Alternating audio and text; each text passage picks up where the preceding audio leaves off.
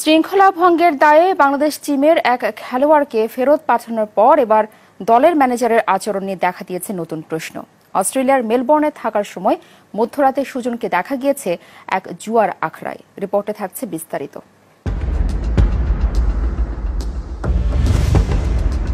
অস্ট্রেলিয়ার মেলবোর্নের সবচেয়ে বড় জুয়ার আখড়া ক্রাউন ক্যাসিনোর ভেতরের ছবি এটি। ছবি তোলা নিষেধ, তাই লুকিয়ে তোলা হয়েছে।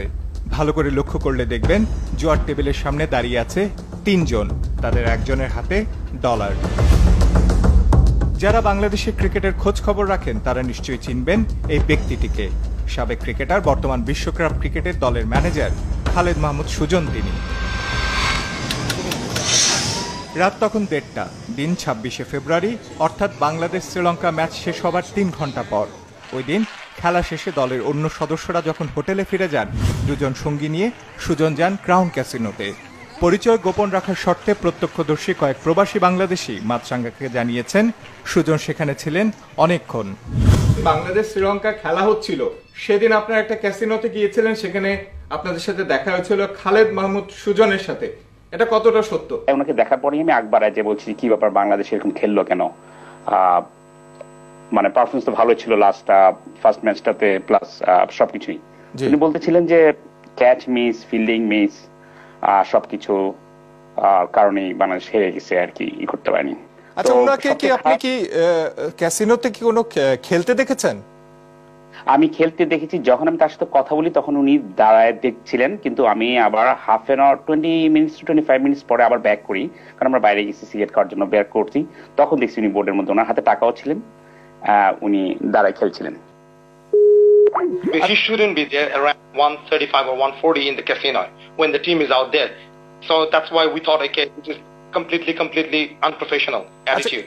আর কতক্ষণ ছিল সে ওখানে? আমরা ওখানে অ্যারাউন্ড ছিলাম ধরেন আপনার প্রায় 1 ঘন্টার মতো। তো আমরা যখন আধা ঘন্টা পরে বাইরে বেরিয়ে আসলাম তখন সে ছিল। এ সময় মোবাইল ফোনের ক্যামেরায় সুজনের বেশ কয়েকটি ছবি তোলেন তারা। তার দেখে ফেলে ছবি মুছে ফেলতে বাধ্য করেন নিরাপত্তা কর্মীরা। তবে একটি ছবি রয়ে যায়, সেটি এসেছে মাছরাঙার হাতে। এ নিয়ে আমরা কথা বলেছি বর্তমানে নিউজিল্যান্ডে থাকা বাংলাদেশ দলের ম্যানেজার সুজনের সঙ্গে।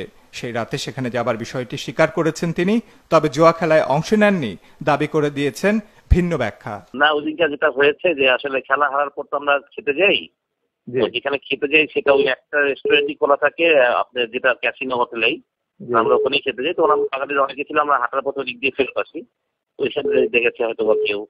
খেলা হারার পরে যেটা মানুষের যেরকম ভালো থাকে না, আমারও ভালো ছিল না ডেফিনেটলি।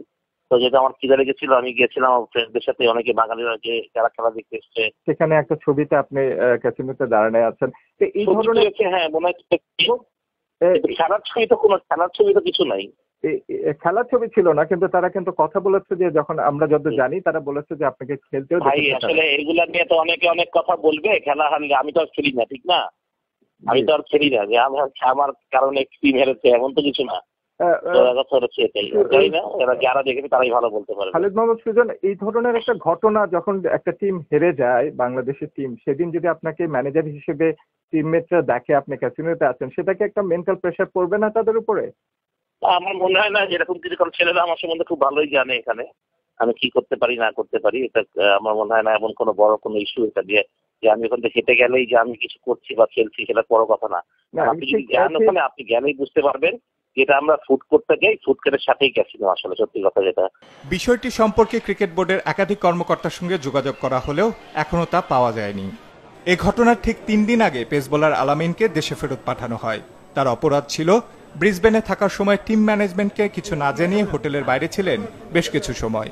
এতে আচরণবিধি লঙ্ঘন হয়েছিল বলে মন্তব্য করেছিলেন ম্যানেজার খালেদ মাহমুদ সুজন।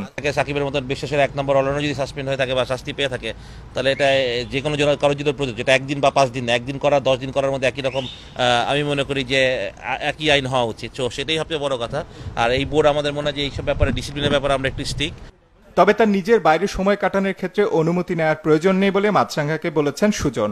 আলামিন কিন্তু একজন খেলোয়াড় এবং তার একটা নিয়ম শৃঙ্খলা অবশ্যই আছে, এবং আমি আমার নিয়ম শৃঙ্খলা সম্বন্ধে খুব ভালোভাবে অবগত আছি। আমি কতটুকু কি করতে পারবো না করতে পারবো, মনে হচ্ছে আমার খাওয়ার দরকার ছিল, আমি খেতে গেছি। আপনি সেটা ম্যানেজার থেকে আমি কাউকে আর বলতে হবে বলে আমি মনে করি না যে আমাকে কাউকে বলে যেতে হবে আসলে। রাতে বাইরে সময় কাটানো বা যে কোনো কারণেই হোক, বাংলাদেশ আফগানিস্তান ম্যাচ চলার সময় সুজনকে বেশ কয়েকবার ক্লান্ত অবস্থায় ক্যামেরায় দেখা গেছে। স্পোর্টস চ্যানেলের ধারাভাষ্যেও তা উঠে এসেছে। Come on, you're the coach of the team or the manager, whatever. Now he's woken up. There has been a tickle from the man on the right with the bat. Get up. কাছাকাছি সময় অস্ট্রেলিয়ার এক ক্যাসিনোতে সময় কাটাতে গিয়েছিলেন পাকিস্তানের প্রধান নির্বাচক মঈন খানও, আর এই অপরাধে ইতিমধ্যে তাকে দেশে ফেরত যেতে হয়েছে। खिलाड़ियों के गले में डालने की कोशिश की। আশরাফুল হক, মাছরাঙা সংবাদ, ঢাকা।